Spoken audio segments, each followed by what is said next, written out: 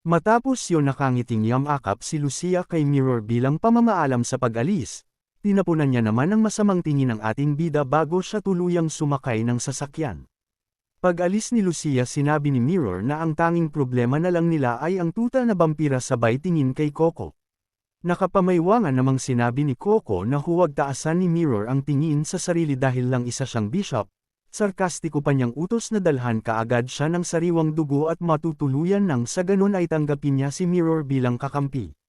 Bigla namang napadaing si Coco nang malakas siyang suntukin ni Mirror sa ulo, sa inis nitong makinig sa kanyang mga pinagsasabi. Magdududang tanong pa ni Mirror kay Suyok kung talaga bang may maitutulong sa kanila si Coco. Paliwanag ni Suyok na kailangan niya ng dugo ng mga vampira ngunit kapag pinatay niya si Coco wala siyang ibang mapapala dito kundi dugo. Katwiran naman ni Mirror na kapag ginawa nila itong kakampi walang tigil itong hihingi ng dugo sa kanila. Gayunpaman nanindigan si Suyok na malaking tulong sa kanila ang kakayahan ni Coco at ang katangian nitong mahanap ang mga tuta ni Ana. Tumago naman si Coco sa likuran ng ating bida sa kasaad na inaasahan niya ng mga bayulint ang mga Vatican. Habang patuloy sa pagmurob si Coco tanong naman ni Mirror kung bakit ito mabait kay Suyok. Pinagmasdan ni Suyok si Coco at naisip ang ginawa niya noon pagpatay sa direktor at iba pang agent, sa galit ng isakripisyo siya at mga kasamahan ng mga ito. Alam niyang tulad niya matinding galit din ang nararamdaman ni Coco sa pagluwalan ng kanyang kaibigan at pagtraidor sa kanila. Tinawag ni Suyok si Coco at sinabing nais nilang patayin ang master nitong si Ana. Pinaliwanag niyang magiging tulong sa kanila kung makikiisa sa kanila si Coco ngunit hindi naman ito tag-alang kailangan. Inilabas pa ni Suyok ang punyal at pinapili ang babae kung mamamatay siyang vampira, o makikiisa sa kanila upang patayin ang vampirang pumatay sa kanyang kaibigan. Ikinagulat naman ni Mirror ang sagot ni Ayakang hindi niya gusto si Ana dahil pinapahirapan nito palagi si Ayaka. Ngunit mas hindi niya gusto ang Vatican sa pananakit nito sa kanyang kaibigan. Gayunpaman hindi niya mapapatawad ang mga pumatay kay Ayaka, kaya't gagawin niya ang lahat ng makakatulong mapatay lang ang bruhang babae. Animoy nananakit ang ulong saad ni Mirror na isasama niya ang dalawa sa gagawing pagpupulong bukas, at parehong si Suyok at Coco ay nasa kanya ng pangangalaga. Nagbabala pa siya sa babae na kapag umalis ito at nanakit ng kahit na sino, siya mismo ang magpapataw ng parusang hindi niya magugustuhan. Matapos iyon malakas na sigaw ang umalangaw mula sa banyo, pinagmumura ni Coco si Mirror sa aniyay ginagawa nitong pag-torture sa kanya. Ngunit pinapaliguan lang siya nito dahil hindi na makayanan ni Mirror ang amoy ni Coco. Hindi naman makapaniwala si Mirror na pinaliliguan niya ngayon ang isang vampira, matapos sabihin ni Suyok na hindi ito magandang tingnan kung siya na isang lalaki ang gagawa. Pinakalma ni Mirror ang sarili sa kainisip na lahat ng ginagawa niya ay hindi masasayang sa huli. Sa kabilang banda imbis na pumikit ay nakamulagat pa si Coco habang pinaliliguan, kaya't hindi naiwasang tumulo sa mata niya ang sabon. Nabulabog ang katahimikan ni Suyok nang pasiga siyang tawagin ng walang saplot na si Coco, at humingi ng tulong sa aniyay paglagay ni Mirror ng lason sa mata niya. Puwersahan naman itong hinayla ni Mirror pabalik ng banyo upang tapusin ang pagligo sa babaeng vampira. Sa ingay ng dalawa na halukay ang lumang alaala ni Suyok sa dalawang itinuring niyang kapatid. Masaya silang tatlo kasama ang kanilang commander at hindi nila maiwasang asarin ang isa't isa kapag magkakasama. Sa gitna ng pagsisigawan ni Coco at Mirror napangiti na lang ang ating bida. Walang lakas na nakahiga si Mirror sa kama matapos ang tagpo nila ni Coco. Hindi niya maunawaan ngunit nakita niya kung paano ito nakikinig sa lahat ng sinasabi ni Suyok. Marahil sa pananakit at pagpapahirap niya noon kay Ayaka kaya't ganun na lang ang galit sa kanya ng babaeng vampira.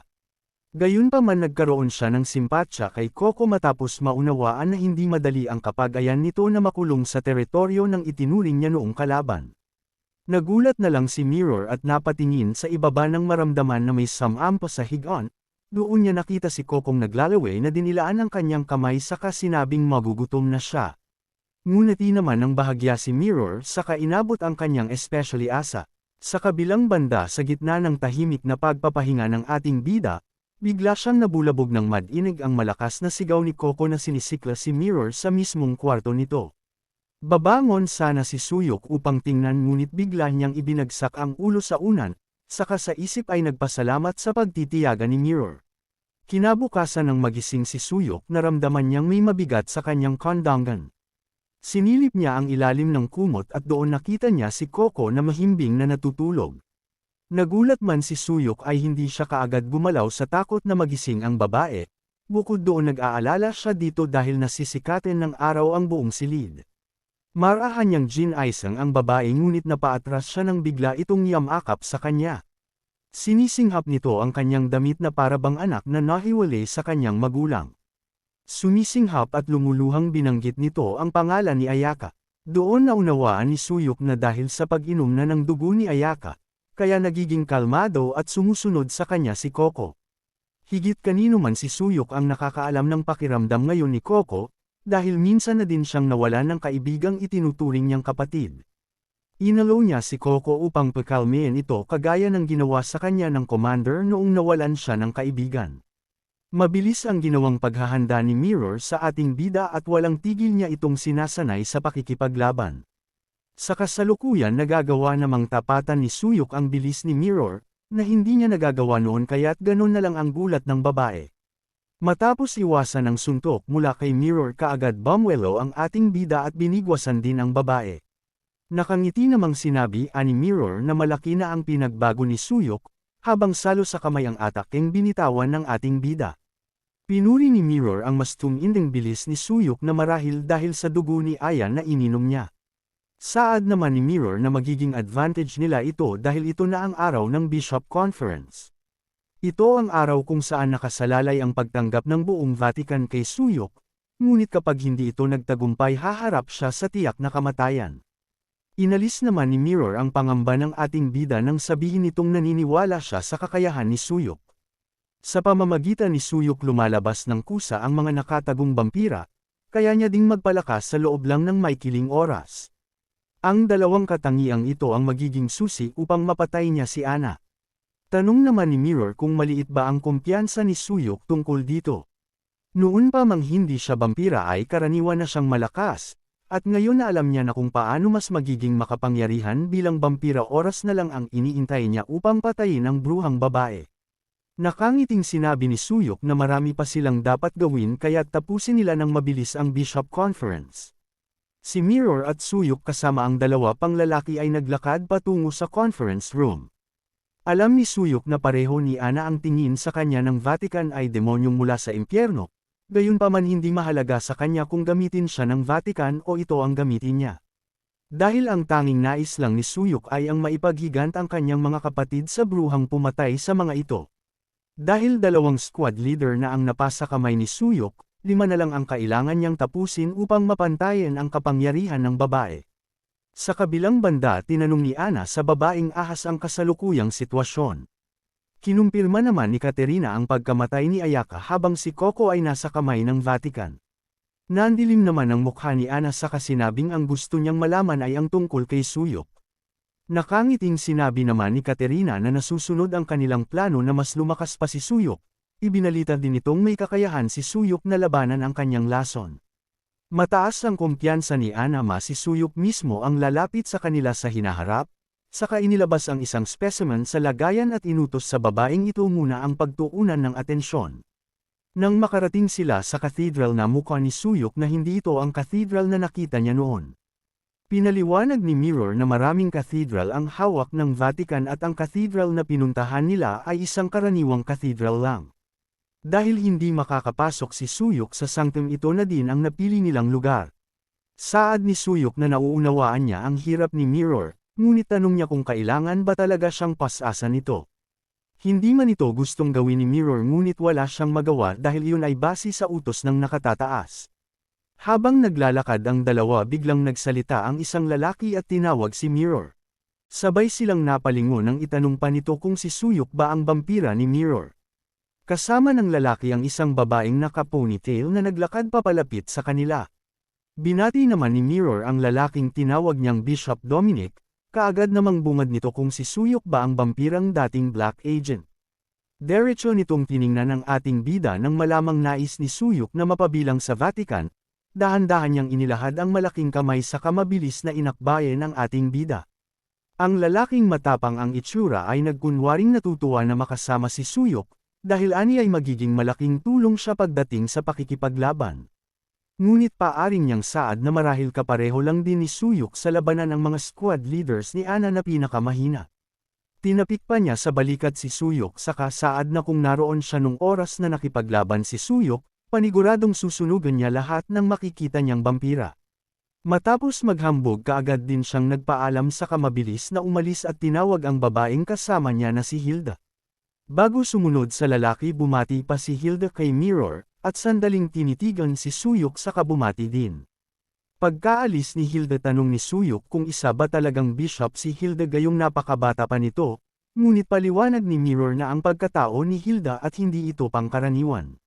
Sinabi ni Mirror na marahil dama ni Suyok ang hindi maayos na tingin sa kanya ng ibang miyembro ng Vatican, at isa na sa mga ito ay ang lalaking hambog na si Dominic.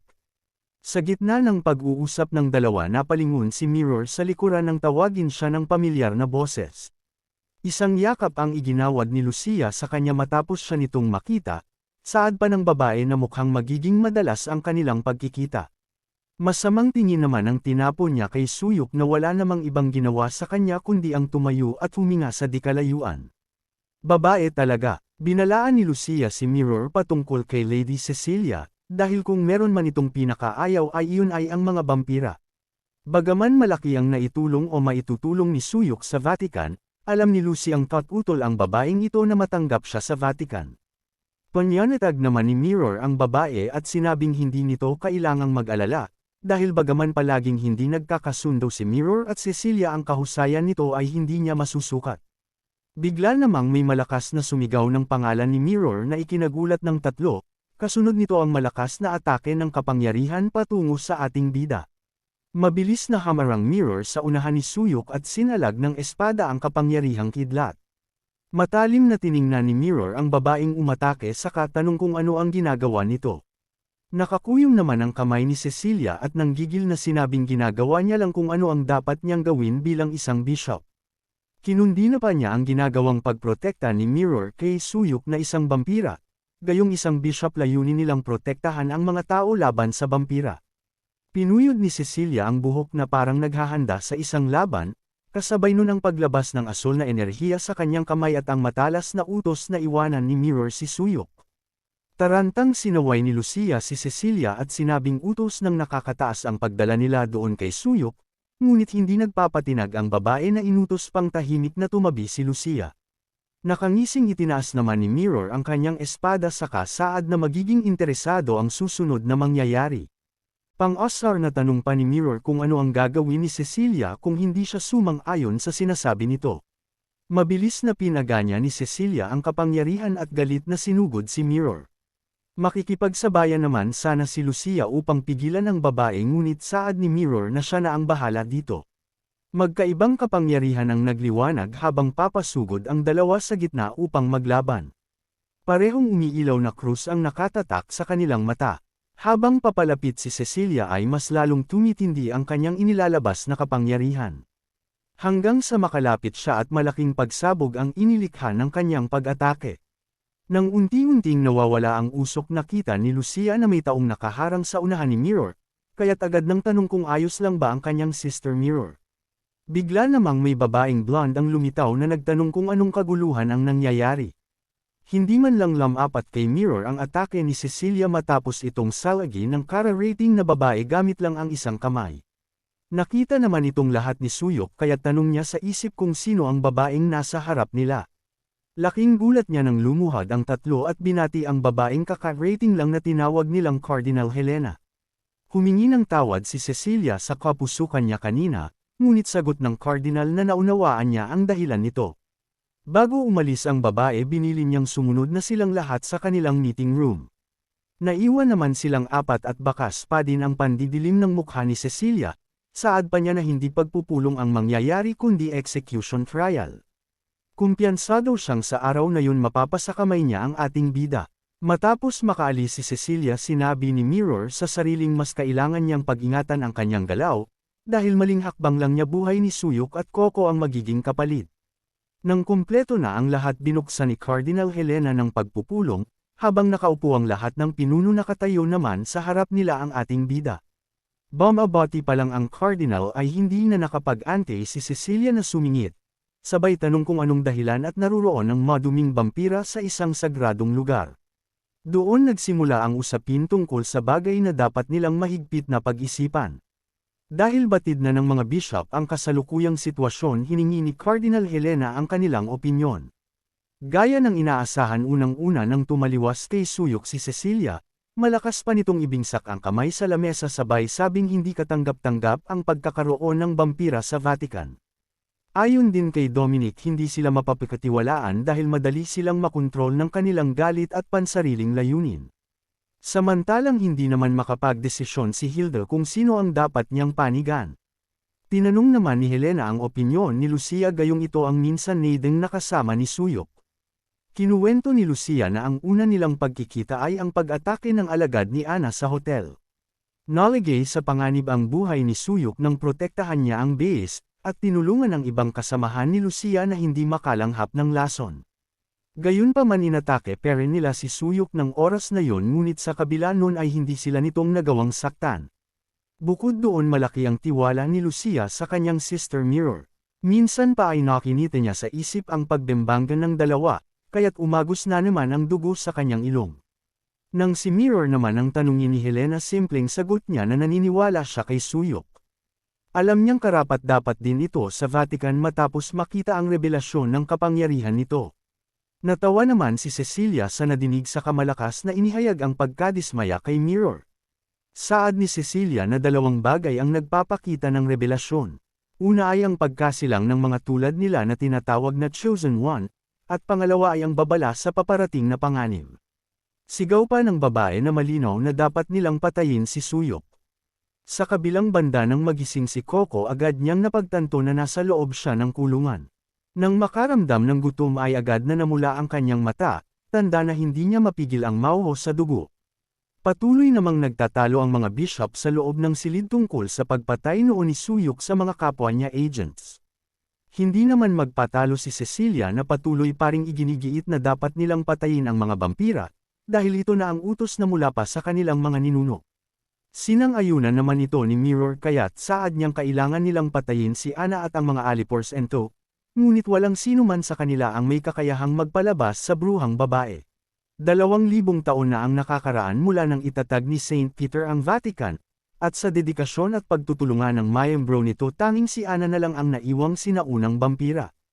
Gayunpaman lubhang tuso ang babae kaya't hindi nila ito mahuli-huli, nagawa pa nitong magpalakas habang unti-unti silang inuubos.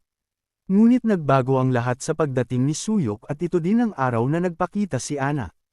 Bukod doon, tuluyang naligasan si Aya ng isang squad leader habang umanib na sa kanila ang isa pang squad leader na si Coco. Paliwanag pa ni Mirror na sa tulong ni Suyok palapit ng palapit ang kanilang destinasyon. Nasa po naman no Cecilia ang nuo sa aniyay walang kwentang pinagsasabi ni Mirror, bukod doon nalaman din niya ang tungkol kay Coco na mas lalo niyang ikinagalit. Mungkahi niya kay Helena na agad nitong tanggalin sa posisyon si Mirror at patayin ang dalawang vampira. Sandali namang nag-isip ang Cardinal sa kasinabing hindi masama ang mungkahi ni Mirror. Dahil kay Suyok nagpakita ng kahinaan si Ana sa unang pagkakataon, na marahil isang malaking oportunidad sa kanila kaya't naisip niyang bumuo ng experimental unit. Gayunpaman ang desisyon pa din ng nakararami ang dapat masunod, ngunit ang susuporta sa mungkahing ito ay inaasahang mas magiging responsable. Pilit pinipigilan ni Cecilia ang galit na malapit ng sumabog, wala sa plano niyang tanggapin si Suyok lalo na ang dating tauhana ni Ana na si Coco. Sinabi ni Helena na nadinig niyang agresibo si Coco at mahirap kontrolin. Nais niyang makita ito ng sariling mata kaya't inutos niyang ipatawag ang ika-6 na squad leader. Biglang binuksan ng isang lalaki ang pinto at humahanggos na sinabing tumakas sa kulungan ang ika-6 na squad leader. Gulat na gulat ang lahag ng bishop nang madinag ang malaking suliranin. Muling yumigting ang init ng ulo ni Cecilia na kaagad sinisi kay Mirror ang nangyari. Kalmado namang saad ni Mirror na ang mahuli si Coco ang dapat nilang unahin. Sigurado siyang hindi pa ito nakakalayaw lalo na tirik ang araw sa labas. Aligaga namang sinabi ni Dominic na malaking gulo ito kung sakaling makatakas si Coco dahil sa loob ng cathedral, ay isang ampunan na siyang tinitirhan ng maraming mga bata. Sa isang banda nagising naman ang batang lalaki dahil sa ingay ng katok sa pinto. Wala sa sarili niya itong binuksan at tumambad ang namumulang mga mata ni Coco. Kaagad na sambit ni Dominic ang pag-aalala sa mga bata na nagdulot naman ng matinding emosyon kay Hilda. Binalot kaagad ng malakas na puwersa ang paligid mula sa munting batang bishop, matapos mag-umapaw ang emosyon nito ng mag-inag na target ni Coco ang mga bata. Pilit siyang pinakalma ni Dominic habang kinukumbinsi na maayos ang lagay ng kanyang mga kapatid. Ngunit huli na dahil malaking enerhiya ng kapangyarihan ang namuo sa itaas nila ang nanganganib na bigla na lang bumaba. Nang makita ni Suyok na patungo kay Mirror ang ayake kaagad niyang binalaan ang babae, ngunit kahit anong bilis nito ay hindi pera nagawang iwasan ni Mirror. Nang mapawi ang alikabok nakatayo si Helena sa unahan matapos salagin ang atake, gayunpaman nagtamo pa din ng sugat sa balikat si Mirror. Inutos ni Helena na kaagad magtungo si Lucia sa bahay ampunan, habang ibinili niya naman kay Bishop Dominic ang hindi pa din kumakalmang si Hilda. Naghanda naman silang sumunod patungo sa ampunan, bago umalis madiin niyang sinabi na pananagutan ni Mirror sakaling may gawin o ginawang hindi maganda si Coco. Habang tumatakbo si Cecilia patungo ng ampunan alam niya sa isip niyang mangyayari ang bagay na iyon, dahil ang isang vampira ay hindi kailanman makakayanang kontrolin ang uhaw nito sa dugo.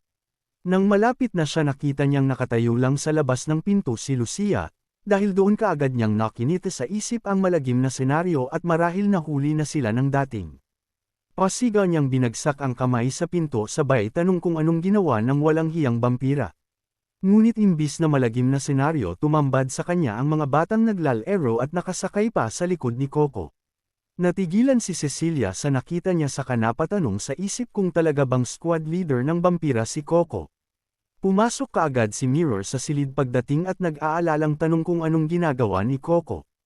Nang makita at maamoy ni Coco ang dugo sa sugat ni Mirror, bigla na lang niya itong sinunggaban upang sumisip ng dugo kay Mirror.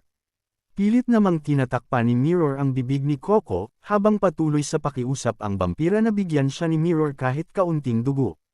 Muli ay nakitaan ni Cecilia na may dalang panganib si Coco sa mga tao, kaya't balak niyang doon mismo ay tapusin ito. Sinabi ni Coco na utos sa kanya ni Suyok na hindi siya maaaring uminom ng dugo ng ibang tao, ngunit alam niyang papapayagan siya nito kung kay Mirror manggagaling. Hindi naman naituloy ni Cecilia ang kanyang balak nang pigilan siya ni Dominic. Pinaalala niya sa babaeng nandoon at nakatingin ang mga bata. Nag-aalalang pumasok si Hilda kasabay ang tanong kung ayos lang ba ang mga bata. Masayang tugon naman ng mga ito sa kanyang maayos ang lagay nila, saka sinabing masaya silang nakipaglaro sa isang ate sabay turo kay Coco. Kwento nila na pinasakay sila nito sa likod at masayang naglaro. Matapos madinig yun bigla na lang naluha si Hilda at humikbi, habang pinagsasabihan ni Mirror si Coco bigla siyang malakas na tinawag ni Hilda kaya't napalingon siya dito. Patakbong yamakap si Hilda kay Mirror at humingi ng tawad sa pinsalang natamo nito dahil sa kanya. Saad naman ni Mirror na naunawaan niya ang pag-aalala ni Hilda sa kanyang mga kapatid at wala siyang kasalanan sa nangyari. Nakangiting nagpasalamat din si Hilda kay Coco, ngunit ang pasaway na vampira walang ibang inisip kundi ang makasipsip ng dugo, kaya't kaagad siyang nakatikim ng suntok kay Mirror. Matapos ang pangyayaring iyon dumating ang resulta ng pagpupulong na ang dalawang vampira ay kayang kontrolin, sa pasya ng tatlong bishop inanunsyo ng cardinal ang tuluyan nilang pagtitiwala kay Suyok at Coco na mapabilang sa experimental unit. Wala nang nagawa pa si Cecilia kundi tanggapin ang pasya ni Helena. Inatasan niya naman si Mirror na mamuno sa grupong kanilang bubuuan na tinawag niyang Team Mirror. Matapos ang pagpupulong masayang nagpaalam si Hilda kay Mirror, samantalang hindi man lang lumingon sa likuran ng kupal na So Dominic. Nag-aalalang bilin naman ni Lucia na tawagan siya ni Mirror sakaling kailangan ito ng tulong, at huwag puwersahin ang sarili dahil hindi pa naghihilom ang kanyang sugat. Dagdag pa niya na kung sakaling magpasaway ang dalawang vampira lilipad siya kahit pamula sa malayo matulungan lang si Mirror. Bigla namang sumingit sa umasapan si Cecilia madilim ang mukha nitong tinawag ang pangalan ni Mirror, saka pinaalalang ang pangunahing layunin ng Vatican ay magsalba ng buhay ng mga tao laban sa vampira. Pagbabante niya na kapag nilabag ni Suyok at Coco ang layuning ito, siya mismo ang tatapos sa dalawa upang mapunan ang kanyang tungkulin. Madilim ang mukha niyang naglakad paalis matapos sabihing ingatang mabuti ni Mirror ang pagbabantay sa dalawa. Sa isang banda matapos ang araw na yun nagtungo si Suyok sa Vladivostok, Russia. Binati niya ang matandang nasa kabilang lamesa na tinawag niyang Ivan. Walang paligoy na sinabi ni Suyok na kailangan niya ng tulong ng matanda. Ngunit nakayukong saad nito na nakalimutan ni Suyok ang ginawa nito sa kanya noon, sabay tanggal ng sombrero at pinakita ang bulag at mapiklat na kabilang mata. Saad pa ni Ivan na hindi niya makakalimutan ang araw nang mawala ang kanyang boss at mata dahil kay Suyok. Sabay-sabay na tinutok ng mga tauhan ng lalaki ang kanilang armas sa ating bida, samantalang nanatiling kalmado naman si Suyok. Ayon kay Dominic, ang mga yakuza na umatake sa hotel ay nakitaan ng sintomas ng isang vampira kaya't sinuri nila ang bakay ng mga ito, ngunit hindi tugma ang hinala nila matapos mapag-alamang ang lahat ng mga ito ay tao. Gayunpaman isang kemikal ang nakuha nila mula sa mga ito na marahil may relasyon sa abilidad na kanilang pinakita. Isang buwan na ang nakakaraan ng lusubin ng mapuksa ng mafia ang Russian branch, at nakitaan din ng parehong kemikal ang mga napatay na mafia. Alam nilang dapat nilang pagtuunan ng pansin ang nasabing kemikal, kaya't kaagad silang nagdesisyon na simulan ang misyon. Sa loob ng malaking building sa Vladivostok branch habang binibenendahan ni Mirror ang sugat, ay siya namang pagdating ni Suyok.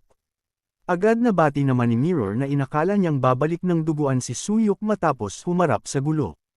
Ibinalita ng ating bida na alam na niya ang pinagtatagwan ng Nanayama Yakuza, nakabuo na din siya ng plano kung paano papasukin ito kaya't hiling na pakinggang mabuti ni Mirror. Tanong naman ni Mirror kung paano nakuha ni Suyok ang impormasyon, gayong bago pa umalis sinabi niya ding siya ang dumukit sa mata ni Ivan noon. Hindi naman nagpaliwanag si Suyok, sa halip ay pinaliwanag ng malinaw ang kanyang plano. Matapos mapakinggan si Suyok, pinuri ni Mirror ang ating bida. Saad pa niya na inaasahan niya na ito sa isang top agent. Bilang pagsunod sa plano, isang seksang kasuotan ang sinuot ni Mirror, halos hindi siya makilala, dagdagan pa ng suot na wig at contact lens. Sinabi ni Suyok na kailangang pagtiisan ni Mirror ang kasuotang ito, dahil hindi siya maaaring pumasok sa teritoryo ng vampira habang nakasuot ng kasuong pangpari at dala ang kanyang espada. Nakatayo sila sa harapan ng isang club habang ini-inspeksyon ng bantay ang kanilang suot. Hindi naman maiwasang mairita ni Mirror, hindi dahil sa wig at contact lens kundi dahil sa kasuotang pinili ni Suyok na halos labas na ang kanyang kaluluwa. Hinarang naman sila ng bantay nang makitang balot ng jacket ang katawan ni Coco. Sininyasan naman ito ng ating bida kaya't kaagad ibinaba ni Coco ang zipper ng suot na jacket. Mabilis silang nakalampas matapos ipakita ni Coco ang matambok niyang kokomilon, kaagad silang naghiwalay upang simulan na ang naka-assign na task sa kanila. Natigilan si Mirror nang makita ang magulo at maingay na club, nagsasayawang babae at lalaki at mga di nararapat na gawain. Bigla naman siyang tinapik ng isang lalaki na kanyang ikinagulat, ngunit hindi niya inaasahang pareho silang ng lengwahe nito. Tanong ng lalaki kung nais bang sumama ni Mirror sa kanilang silid. Sabay kaway naman sa kanya ng isa pang lalaki. Hindi pa nakakasagot si Mirror ay kaagad na siyang hinayla nito paalis. Sa kabilang banda nang makapasok si Suyok sa isang silid, agad siyang nagduda matapos wala man lang siyang nakita kahit na isang kalaban.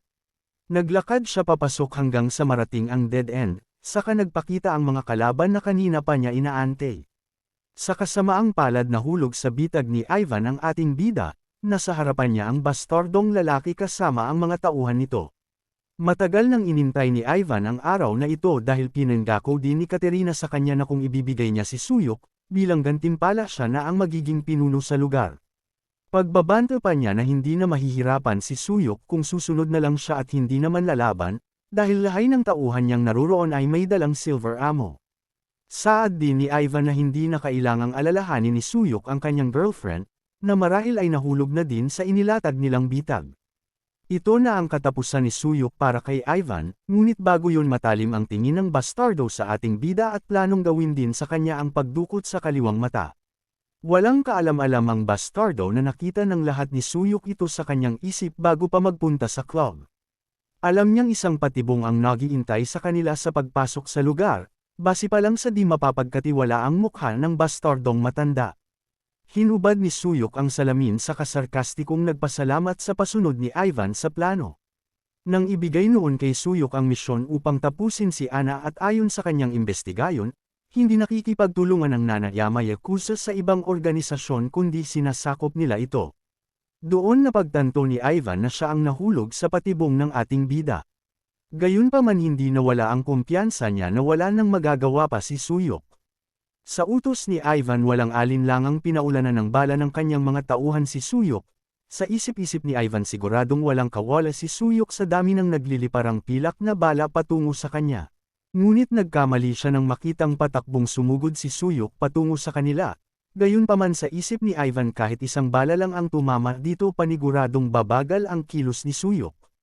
Samantalang baliwala naman itong iniiwasan ni Suyok at sinasalag gamit lang ang maliit na punyal. Nanlaki na lang ang mata ni Ivan nang mapagtantong huli na para sa kanila at tuluyan ng nakalapit ay Suyok sa kanilang kinaroroonan. Sa kabilang banda patuloy sa pagsasayaw sa club si Coco at tumigil lang siya nang tawagin ni Suyok mula sa kabilang linya. Utos ni Suyok na sundan ni Coco ang amoy ng dugo ni Mirror upang matunten ito. Kaagad namang hinubad ng babae ang suot niyang masikip na damit at wig saka mabilis na umalis sa lugar. Sa isang banda patuloy sa pagsasalita ang bastardong matanda habang nakadikit sa pader at pinagmamasdan ang nagkalat na katawan ng kanyang mga tauhan. Nakangisi ng saad na hindi malalaman ni Suyok ang kanilang plano anumang gawin nito, bukod doon malaking katangahan na isang babae pa ang isinama niya sa lugar ng mga kaaway. Pagmamalaki pa niya na walang anumang makukuha sa kanya si Suyok, at paniguradong wala ng malay na girlfriend niya ngayon at para nalang cute na pusa. Inabot naman ng kademonyuhan si Suyok at binaril sa balikat ang madaldal na matanda. Nang inig ito sa takot nang ipaalala sa kanya ni Suyok kung anong ginawa niya noon dito at kung sino siya. Hindi naman inaalala ni Suyok ang kalagayan ni Mirror, sa kasaad na kung may dapat na mag-alala yun ay ang mga tauhan ni Ivan. Nang akmang hahawakan na ng bastardong lalaki ang walang malay na si Mirror, bigla nitong hinawakan ang kanyang kamay na ikinagulat ng lalaki. Baliwala niyang inikat ang braso nito habang bakas sa mata niya ang pagiging malakas na bishop. Susugod pa sana ang isa pang lalaki ngunit malakas na sipa ang tumama sa mukha nito. Taranta namang napasigaw ang iba pang lalaki na inakalang sinugod sila ng mga kaaway, hanggang sa mapalingon ang isa at makita ang isang babae. Natulala na lang siya sa mahiwagang bibingka ni Mirror na balot ng itim na panty. Sa lakas ng isang bishop walang kalaban-laban ang mga bastardong lalaki na parang kidlat sa bilis niyang pinatumba. Kasama na sa plano nila ang pagkunwari ni Mirror na mawala ng malay, dahil alam niyang ang mga bastardong kalaban ay gagamit ng ganoong panlilinlang upang makuha ang kanilang target. Nagdalawang isip pa noon si Mirror kung lalapitan ba siya ng mga lalaki, ngunit dahil matalino ang ating bida pinagsuot siya nito ng nakakaakit na kasuotan. Aminado si Mirror na lahat ng plinano ni Suyok at unti-unting nagtatagumpay, at upang ipaalam ito sinubukan niyang kontakan ang ating bida. Bigla namang kumirat ang sugat ni Mirror at nakitang bahagya itong nagdugo. Bago umalis pinaalala na sa kanya ni Suyok na huwag niyang puwersahin ang sarili at antayin silang dumating. Gayunpaman nung nagkukuwanri siya kanina na walang malay na dinig niyang sinabi ng mga lalaki na siya na ang huli sa mga biktima. Alam niyang bukod sa kanya ay madami pang ibang babae ang nanganganib ang buhay. Naglakad palapit si Mirror sa isang pintuan sa ilalim na silid. Kaagad siyang humingi ng tawad kay Suyok sa isip sa hindi niya pagsunod sa planong maghintay, bilang Vatican isa sa layunin niya ang protektahan at magligtas ng buhay. Pagbaba niya sa underground naalala niyang madaming sasakyan ang nakapark sa club, ngunit kaunti lang ang naroroon sa lugar na pinagdalhan sa kanya. Nangangahulugan lang ito na marami pang ibang lugar na pinagdadalhan sa mga biktima. Pagtataka niya pa na mayroong operating room na makita at napakaraming kulungan na wala namang laman. Nakita naman ni Mirror ang isang bagay sa sahig na may nakasulat na salitang dugo. Ganon na lang ang gulat niya nang may magsalita mula sa likod na nagtanong kung paano siya nakadating doon. Sinabi pa ng babaeng ahas na lahat ng mga tao ay dapat na ilagay na sa kanilang kabaong, sabay tanong kung sino talaga si Mirror. Kaagad na pagtanto ni Mirror na isa sa mga leader ng Nanayama Yakuza ang dumating dahil nagawa nitong makalapit sa kanya nang hindi man lang niya namamalayan. Alam niyang malaki ang lamang nito sa kanya dahil sa sugat na hindi pa naghihilom, gayunpaman wala siyang balak na umatras kahit pa nanganganib ang kanyang buhay. Sa isip-isip ni Mirror gagawin niya ang tungkulin niya hanggang sa kanyang huling hininga. Sabay tanggal ng suot na wig at nagpakilala na isa sa mga bishop ng Vatican. Kita namang hindi ikinatuwa ni Katerina ang kanilang paghaharap, nang malamang ang babaeng nasa harapan niya ay ang bishop na laging kasama ni Suyok. Sa galit nito inutusan niya ang mga alagang ahas na atakehin si Mirror, habang ipinaubaya naman ni Mirror ang lahat sa ating bida sakaling mamatay siya doon. Sa kabilang banda nagawa namang mahanap ni Coco ang lugar na pinagdalhan kay Mirror, tumigil sila sa mismong pinagdalhan sa kanya at doon hindi na sigurado si Coco kung nasan ang eksaktong lokasyon ni Mirror. Tumigil sila sa harap ng isang pintuan na ayon kay Coco ay pinanggagalingan ng matinding amoy ng dugo. Nakita naman ni Suyok ang cellphone ni Mirror at kaagad niya itong kinuha. Pagbukas nito bumungad sa kanya ang voice record ni Mirror. Humingi ng tawad si Mirror sa hindi niya pagsunod sa plano ngunit naniniwala siyang dapat nilang unahin ang magligtas ng buhay. Ayon pa kay Mirror ang pagliligtas ng buhay ng mga tao ay mas mahalaga kesa sa sarili nilang buhay o sa buhay ng kanilang kasamahan. Bubuksan na sana ni Suyok ang pinto nang bigla siyang hawakan ni Coco sa damit. Balot ng takot ang mukha nito nang maamoy ang pamilyar na amoy mula sa loob. Isang amoy na una niyang nalanghap nang makilala si Red sabay sabing may bampira sa loob.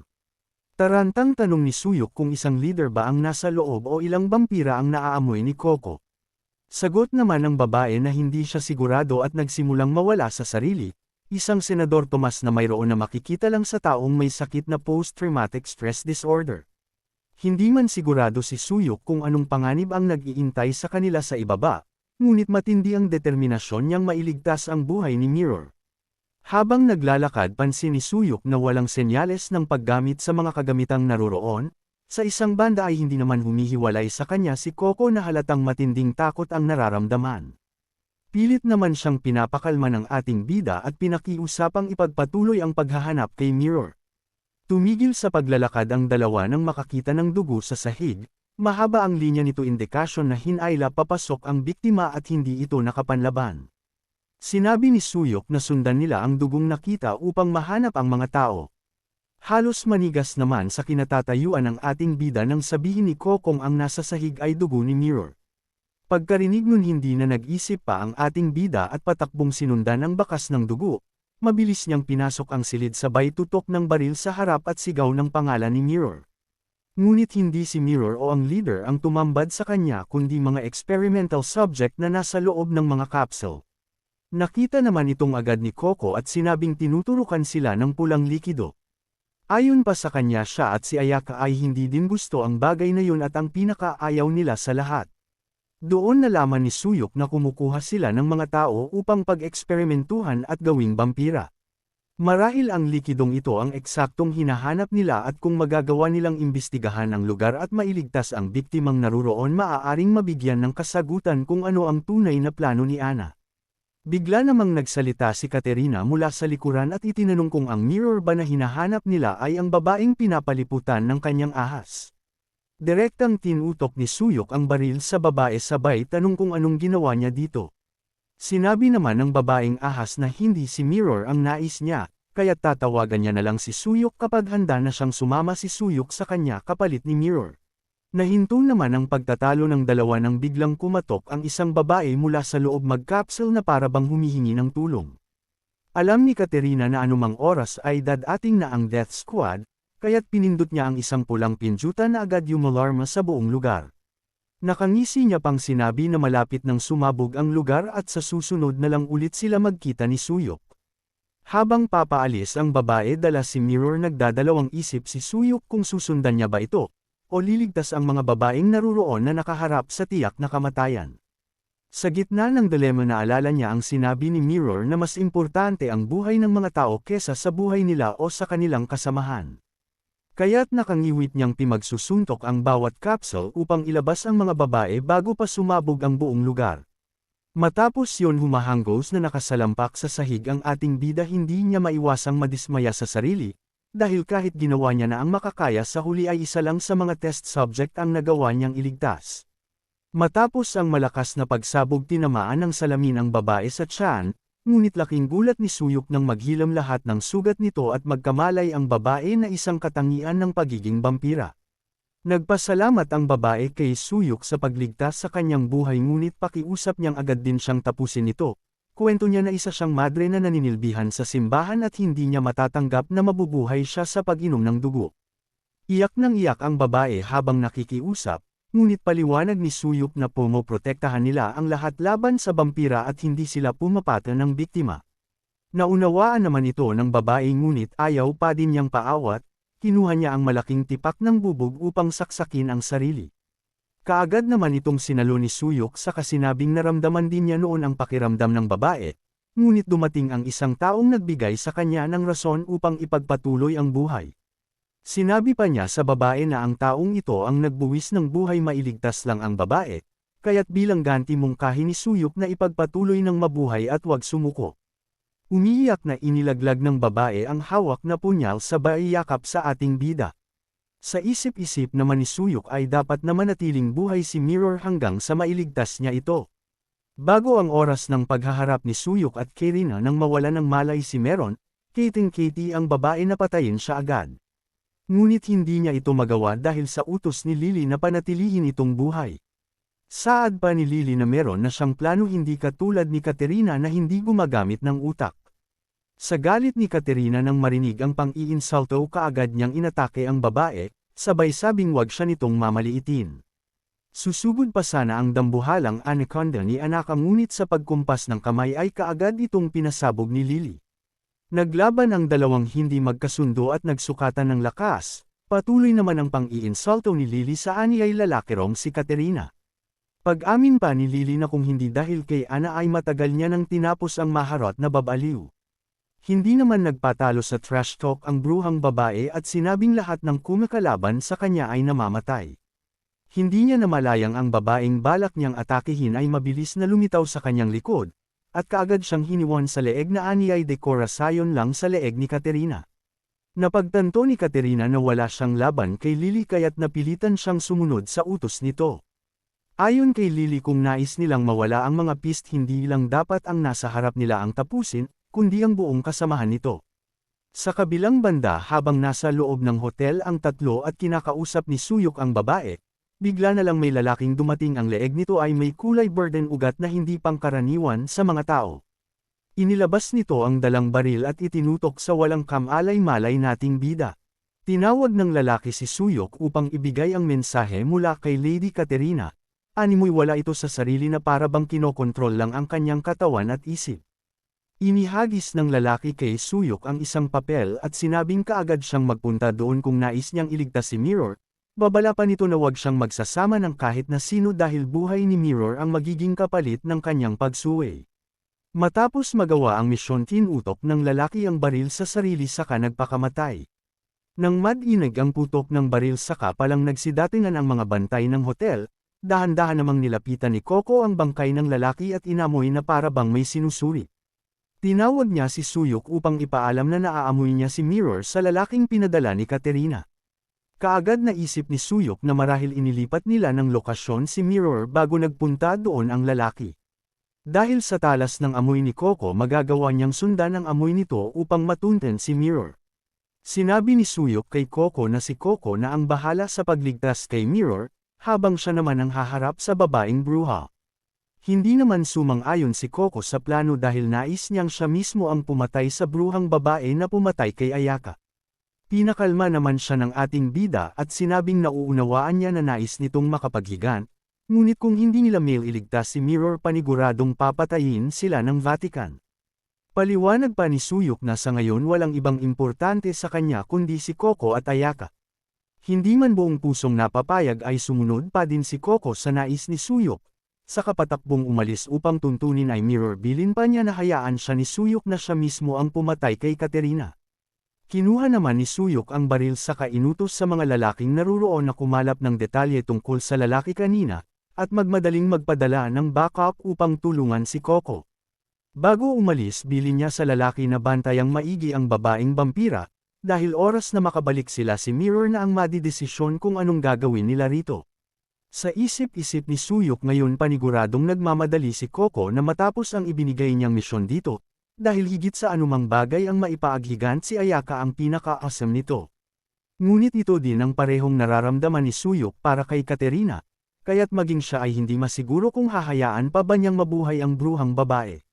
Nang marating ni Suyok ang itinalagang lugar kaagad niyang binuksan ang pinto, tumambad sa kanya ang nakangising babae na nakasuot ng puting damit sa kasaad na muntik nang mahuli si Suyok sa kanilang kasal. Puno pa ng mga tao ang bawat upuan na naruroon, namumula ang mga mata ng mga ito na halatang tinurukan ng pulang likido. Inis na minura ni Suyok ang babae saka inilabas ang kanyang baril, pinagbabaril niya ang mga lalaking naruroon at isa-isang pinagpapatay. May isang lalaki namang nakalapit kay Suyok mula sa likuran at aatake sana gamit ang punyal, nang bigla niya itong harapin at malakas na bigwasan na bumaon pa sa sahig ang ulo ito. Mabilis namang iniwasan ni Suyok ang bawat balang tumutugi sa kanya, hindi man lang nagawang makatama ng kalaban sa vampira nating bida. Wasak ang ulo ng isang lalaki matapos matamaan ni Suyok sa ulo, habang ang bangkay nito ay ginawa niyang panalag sa nagliliparang bala mula sa mga lalaki. Tuloy-tuloy ang pagbaril ng isang lalaki kay Suyok habang palapit naman dito ang ating bida. Kaagad niyang hinawakan sa kamay ang lalaki at nilaslas ng kutsilyo ang leeg nito.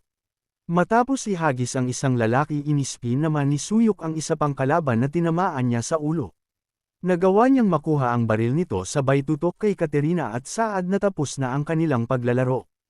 Kalmado namang kinapitan at nil-arrow ni Katerina ang sandata ni Suyok, nang aakit pa niyang saad na ibang laban ang dapat paghandaan ni Suyok.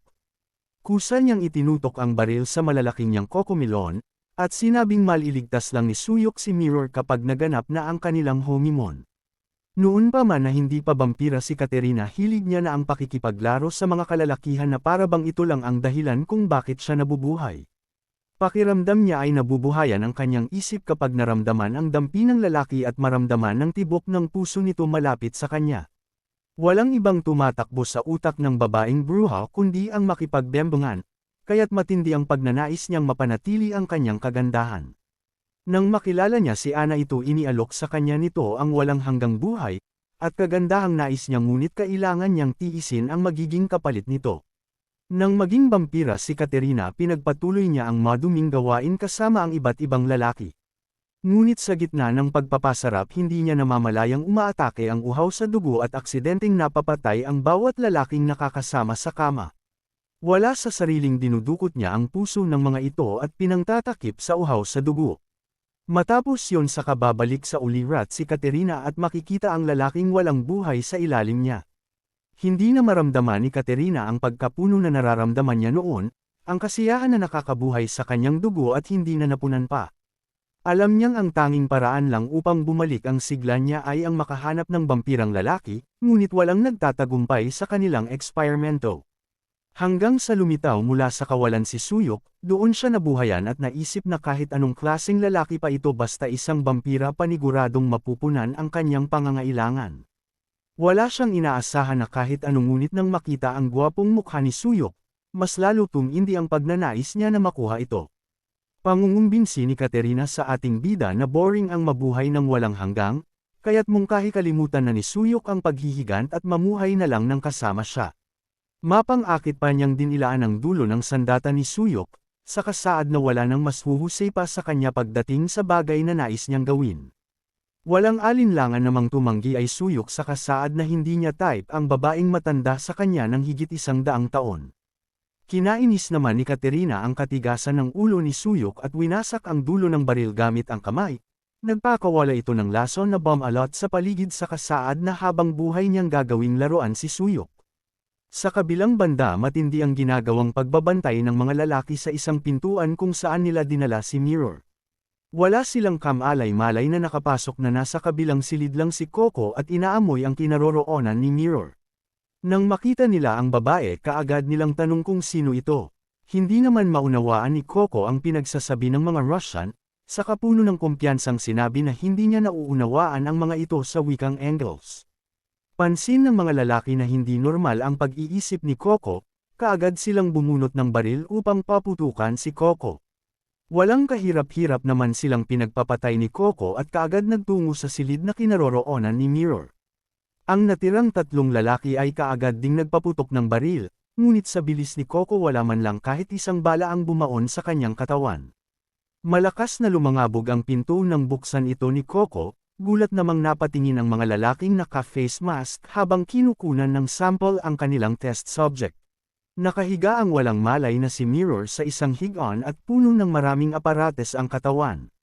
Sa wikang Russian utos ng isang lalaki na umalis doon agad si Coco, ngunit ang vampirang babae ay kaagad na sumugod sabay sabing yamat na ang ibig sabihin ay hindi.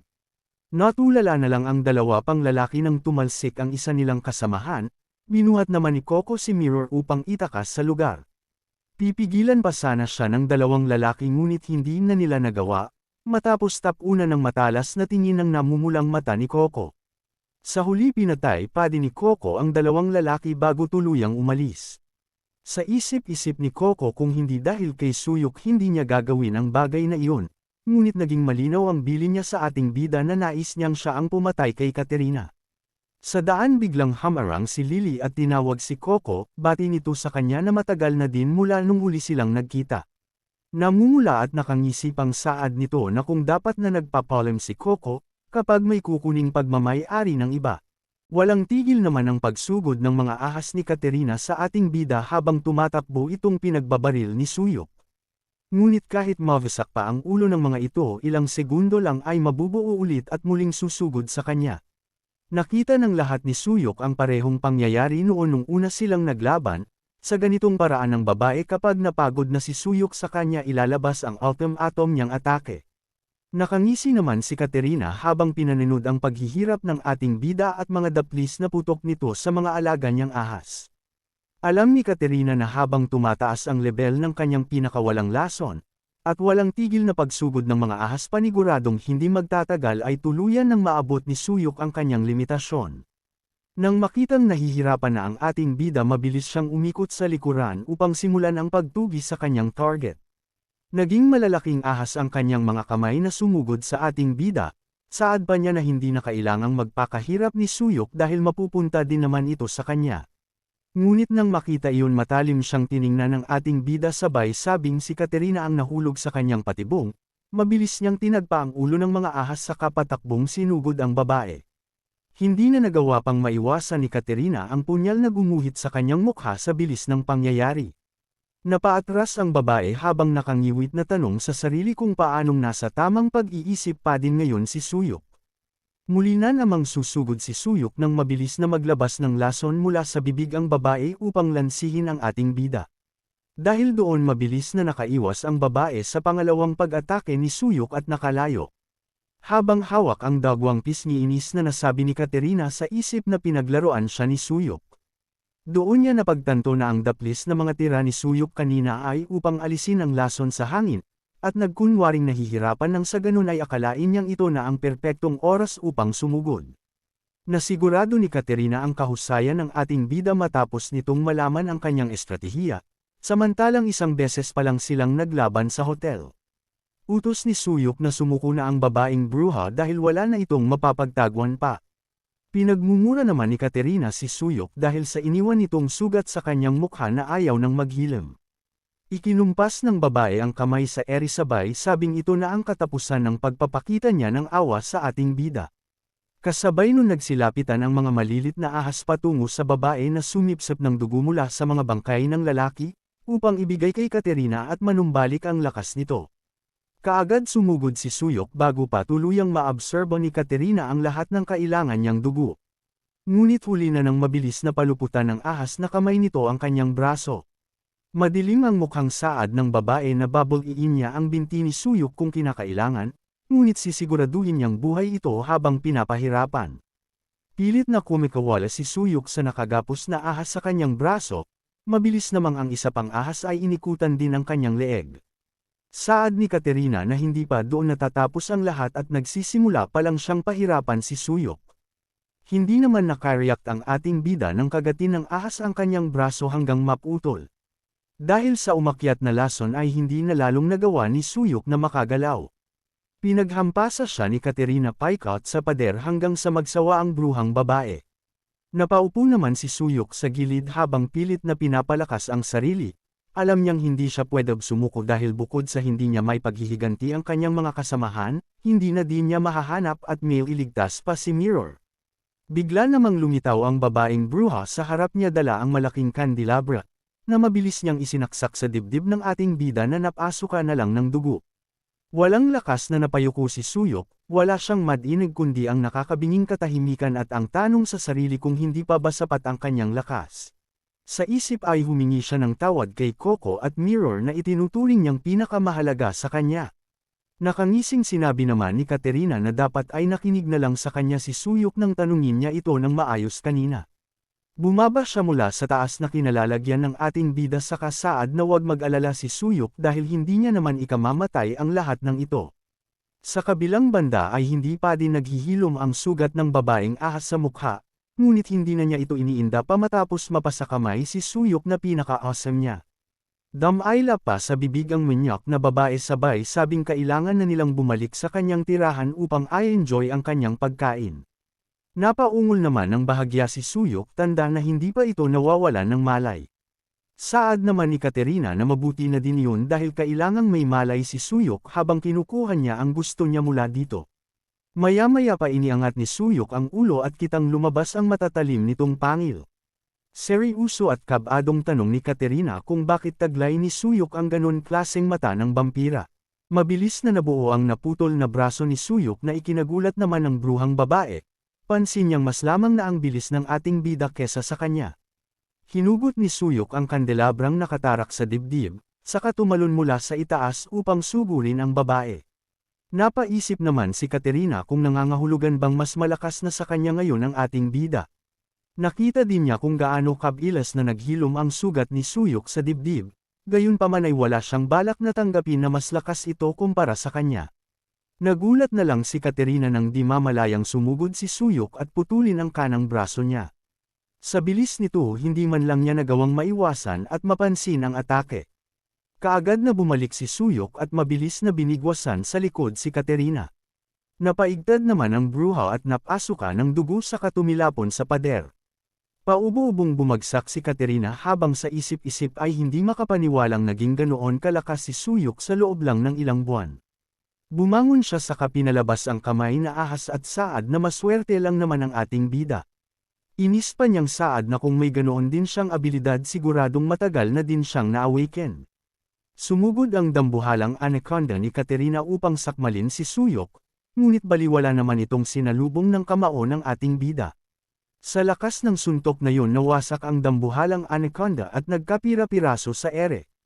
Hindi matanggap ng babae na ganun kadali lang sinalag ni Suyok ang teknik na matagal niyang pinag-aralan. Nang makalapit si Suyok sa babae buong puwersa siyang naghanda na bigyan ng Manny Pacquiao na suntok si Katerina. Ngunit naisip kaagad ng babae na hindi siya mananalo sa malapitang laban, kaya't kaagad siyang nagpakawala ng lasong usok upang lituhin si Suyok. Gamit ang kamay na ahas naglambutan ang babae sa mga bakal upang makaiwas sa ating bida. Gayunpaman ay hindi aya nagtagumpay matapos maramdamang mahigpit siyang hawak ni Suyok sa paa. Buong puwersa siyang hinayla nito pababa at inihagis sa sahig, napadaing naman ang babaeng lumagapak mula sa itaas at hindi kaagad nakabangon. Nakita niya kung paano naninindik ang mapupulang mata ni Suyok, alam niyang doon pa lang ay lamang na ito sa kanya. Gayunpaman walang balak na sumuko ang bruhang babae, dahan-dahan niyang pinagapang ang mga ahas patungo sa kandelabra. Nang akmang susugod na si Suyok upang tuluyang tapusin ang babae, mabilis nitong tinarak sa mata ni Suyok ang candelabra sabay sabing wag siya nitong paglalaroan. Nakangisip ang saad ng babae na kahit na gaano pa kalakas si Suyok na sisigurado niyang malaki ang pinsala ng kanyang ginawa. Inakala niyang mapipigilan nito si Suyok ngunit nagkamali siya matapos tuluyang itarak ni Suyok ang matatalim na kuko sa tiyan ng babae. Doon lang napagtanto ng bruha na isang halimaw si Suyok na hindi niya kayang tapatan at talunin. Naalala pa niya nang unang magpakilala si Lily sa kanila bilang ikatlong squad leader, hindi maiwasang maging arrogant ni Katerina lalo na nang makita ang kakaibang mata nito. Isang matang nangangahulugang na-awakened na ang isang vampira, na hindi pa naaabot ni Katerina hanggang ngayon. Sa pagkamayabang ng babaeng ahas hindi nag-iisip na sinunggaban niya ng suntok si Lily. Hindi niya akalaing magagawa itong salagin ng babae sabay tanong kung sino ba si Katerina. Hinawakan siya nito ng mailigpit saka iwinasiwas at ibinagsak sa sahig, saka ibinagsak ang kamao malapit sa mukha ni Katerina na ikinawasak pa ng sahig, sabay sabing walang karapatang mabuhay ang mga mahihina.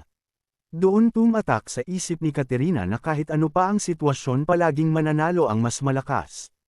Nakangiwit na minura ni Katerina ang ating bida sa kapasiga na sinabing, huwag siyang maliitin ni Suyok gamit ang mga mata nito. Biglang nagsilitawan ang mga ahas ni Katerina na sumugod at tumaboy kay Suyok. Habang kagat-kagat ng mga ahas si Suyok ay unti-unti namang nagpapalit ng anyo ang bruhang babae. Sinabi pa ni Katerina na matagal na din nang huli niyang gamitin ang napakapangit na anyong iyon, ngunit wala siyang ibang pagpipilian sa ngayon. Naging kalahating ahas ang ibabang katawan ng babae habang ang dalawa niyang bundok ay natatakpan lang ng kakarampot na kaliskis. At dahil nakita ni Suyok ang pangit na anyong iyon tuluyan nang nawala ang pagdadalawang isip niya na patayin ang ating bida.